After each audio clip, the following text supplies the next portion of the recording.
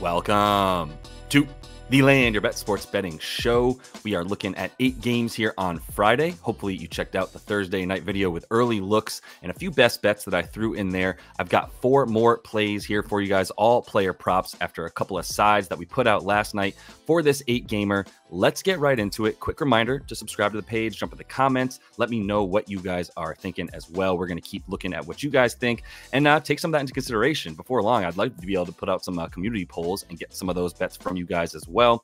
Not making you do the work for me, but interested to hear what everybody has to say. There's some smart people in the comments, so I appreciate you guys jumping in. Looking at the back-to-backs real quick, Minnie is going to be playing at Cleveland after beating Indy in that last-minute really nice win with the game-winning block, game-saving block from Ant in that one. Miami is at Dallas, and they're last night, and they're at OKC tonight. They're pretty big underdogs in that one. OKC obviously been dominant at home, so we'll see about that. I don't have anything for either of those 2 games, but the first bet that I do love for my player prop here is LYB Season. I think this is a really safe bet that gets us nice plus money, 15 plus points and 10 plus boards. And that's really what this is predicated on. Also need Houston to pull this one out. They haven't been the best on the road, but I do feel comfortable with them beating a very, very hobbled Portland Trailblazers team that will be without key guys like Malcolm Brogdon and DeAndre Ayton in this one. Jeremy Grant is even questionable. A bunch of guys that might not play. So they're probably looking at their B squad. Well, they're definitely looking at their B squad with very few guys outside of Anthony Simons that you would trust. So the money line at least feels safe from a Houston team that has been turning it around slightly in the last 3, covered in their last 4. So have the Trailblazers. They've covered some easy games over their last 4, a couple really nice ones for them. But more importantly, Houston, I think, is back on the turnaround as a really good defensive team and one that should be able to dominate down low with Sengun, as he's not going to have much opposition. Without Ayton, Portland has a 119.8 defensive rating. With him, it's about 117.2. That's a big enough difference for me to say that they're much worse on defense without him. They are allowing the 6th most points per game to centers on the season, including when he's in there, and the 8th most rebounds to the position when he's in there as well. So Sengun should be in a good position to get his driving to the basket past guys like Duop Reith, who are going to have a very, very difficult time guarding him from anywhere outside of right down low. And even down low, he's going to have some pretty good opportunities with his back to the basket or facing it to get past a really slow-footed Duop Reith. The Sengun's got 6 out of 8 double-doubles since the All-Star break in 6 of those 8 games, where he's only failed to go over the 10 boards twice, and one of those times he got 9 boards in there. That's because he's up at 21.5 rebound chances per game. Even with Jabari Smith Jr. in there, he's still been gobbling up boards. Tariq Eason is a very good rebounder for the team as well, and has not been in and is out in this one once again. So feeling really good about the 21-plus rebound chances that we should see from Sengun here. And if Albie gets the 10-plus boards, then I feel really, really good about the 15-plus points, where he's taking about 17, 18 shots a game and averaging up well, in the last 2, he's gone absolutely bananas. He's actually in line to maybe wrestle away this most improved player award from Tyrese Maxey. Still get decent odds for him, as Maxey's now out. Might want to get ahead of that, as that's only going to drop as he keeps playing well and Maxey keeps staying on the bench, as he's hurt once again for their matchup with the Pelicans. Here's another couple bets for Deni Avdija, who I really, really like in this matchup with Charlotte, as you really should if you're talking about a power forward versus this Charlotte Hornets team. They're allowing the 2nd most points per game to his shot profile. They've only gotten worse against power forwards over the course of the last roughly, let's say, 10 to 15 games. PJ Washington was really all they had down low to defend pretty much anybody of that position, and now you're talking about anybody with center skills. And Washington doesn't really have a center, right? Since Gafford left, we're talking about Avdija and Marvin Bagley as their main centers, if you will, right? And Denny's playing a lot closer to the basket than he was otherwise when you had guys like Daniel Gafford in there, who's now a Dallas Maverick. And that's really relevant here because Kuzma has been playing a little bit more small forward, and the Hornets are better at defending his position and where he plays on the floor and his shot profile. That's what I mean by Kuzma's SP is his shot profile. That's where Charlotte's a lot better, actually, than defending someone like Deni Avdija, who's driving to the basket a lot, taking fewer threes than a guy like Kuzma, where Charlotte's a little bit better at defending that the three-point line than they are down low. Much better, in fact, because they're so bad down low. And they're allowing the most rebounds per game to his rebounding profile as well, which at this point is just center and power forward, because like I said, Bagley is not in there.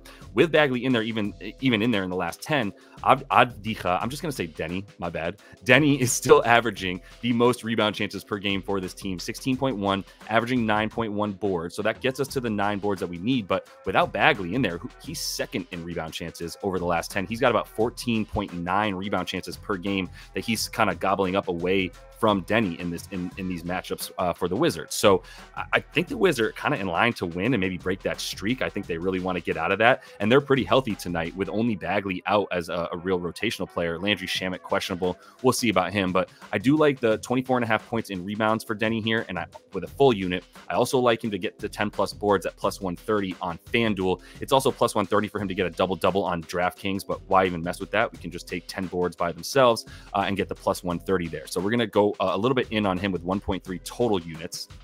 Another bet that I did confer with a few people on, because I don't always have the best read on Malik Beasley, but my boy Prop Bomb is on this one with me. We talked about it a little bit today. He also enjoys the revenge factor, which I didn't even write down here as a possible reason that, you know, we feel good about Malik Beasley to be motivated. I'm not quite as concerned with his motivation to get 11 points in this game. I'm just concerned with if he's making shots. So I've got a full unit on it, but I'm just putting out the disclaimer, like, this is strictly a shooter who doesn't get to the line very much, maybe 3. If he gets 3 free throw attempts, we're feeling really good about that. They're not necessarily running guys off the line, are the Lakers. This is going to be a pretty fun matchup, I would imagine. But what we're seeing here is a situation where Malik Beasley coming in. Sometimes you see him at 11.5 or 12.5, which it might be against a Lakers team where the total is about 236.5 now, or maybe it's got bet down a little bit, 232.5 rather. So people are on the under a bit more, but it's still a pretty high total in this one, and we can expect a bit of pace, even though these teams are right about average pace. It really just comes down to the threes for him, and he's taking 7.3 threes per game.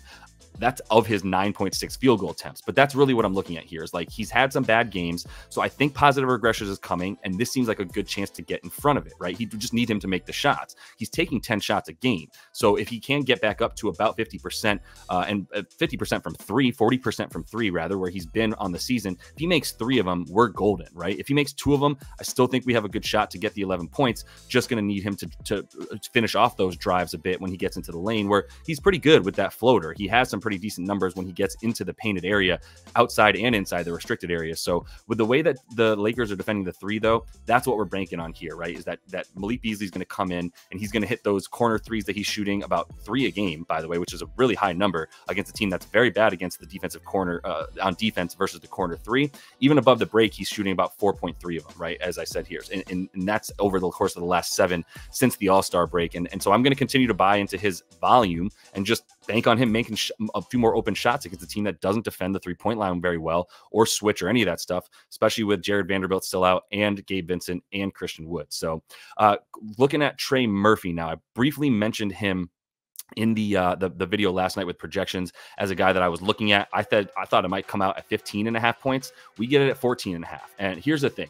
The 76ers rather are much more vulnerable down low than they are outside the 3-point line, but they're still more vulnerable out there than they have been because they don't have Joel Embiid. So they can't really sell out on guys on the 3-point line. That's why over the course of their last 10 games, they have a bottom 3 defensive field goal percentage against the corner 3, and against the above the break 3, they're not much better, right? We're looking at them without Maxey tonight. He's at least been pretty tenacious above the break, and there's not going to be very many guys left for them to really get out on the wings and defend.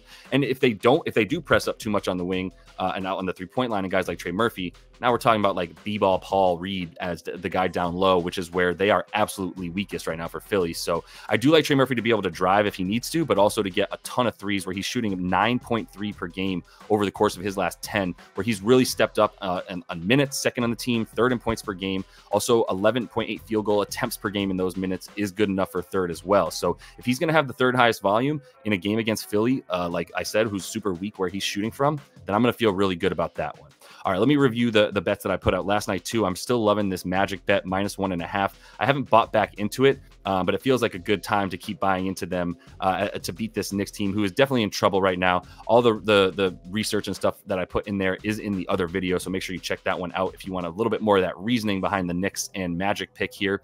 And then the other pick I have is that Pelly's game, where I did take the Pellies to win this one. 7.5 is the spread. If you got it at 6.5 or lower, you know, it did rise very quickly because it was misplaced when it opened at 3.5, especially with the Maxey news that he's officially out in this game. I just don't know that there's gonna be much scoring. Kyle Lowry might be a good bet as well for assists. I should have put that one in there, but I plan on betting that afterwards, so I haven't hit it yet. But Kyle Lowry over 5.5 assists, another gift from my guy Prop Bomb. I highly suggest following him. He has some great write-ups, and I love his reasoning for the Kyle Lowry over 5.5 assist bet as well. So considering taking that, you can see the lean was for Trey Murphy on the threes and the 15+ points, but the 15+ points is still what I got here at over 14.5, right? So full look at all these bets. Alpi Şengün to get his little same game parlay with the money line for the Rockets, plus 108 on FanDuel with a full unit. Then we got Denny Avdija over 24.5 points and rebounds combined there, plus the 10+ boards with a little sprinkle of 0.3 units for plus 130 on our money. We're going with Malik Beasley over 10.5 points, Trey Murphy over 14.5 points, and then we got those sides bets here as we take the Pellies to win by 7.5 or more, and the Orlando Magic to beat the Knicks by 1.5. I think they're good to win by about 5 points in this one. Might be a little closer than we would like, as the Knicks are going to probably come out and shoot a lot. If they make some of those threes, they could shoot themselves into this game, but we'll see, because Orlando's defense has been best in the league. Their offense has been incredible as well, with the best effective field goal percentage. Definitely want to take a look at everything we put in that other video. Quick reminder about the schedule, if you are from abroad, coming up here. I do have this video right now on Friday, obviously. Tonight, coming back with projections for tomorrow. Going to have another video tomorrow afternoon on Saturday at 3 p.m. Eastern that comes out. We'll try to get that a little earlier, because I know games usually start a little earlier on Saturday, but going to do our best to get the Playa Props out there for you for all of the games actions tomorrow. And then tomorrow night, coming right back with Sunday stuff, projections for what's going to be coming on Sunday for you guys, early best bets, and then Sunday right back into it with another video in the morning / early afternoon for you with all the Sunday predictions, as Sunday is now for the NBA and for college hoops as well, which allows me to tell you to definitely subscribe to that page once more, because not only do we have all these NBA videos coming twice a day for you guys, also have the college basketball with Oaks that's coming out tonight for a fun Saturday slam tomorrow. And then also Oaks has some UCL, UEFA Champions League, that he keeps rocking on. I believe we're up 10 units right now in only about 10 games. So feeling really good about the way Oaks keeps getting us these plus money bets that keep hitting in soccer. Some really fun action in there. Briefly want to show you how piss poor Thursday was. Got screwed a couple times. Pascal went bananas in the second and fourth quarters. Other than that, he was pretty silent to get the 24 points. So he went over that by 3. Jimmy and Bam were not even looking at the basket. It was a Terry Rozier night, I guess. And it's hard to predict that with the Heat. So lost a couple units there.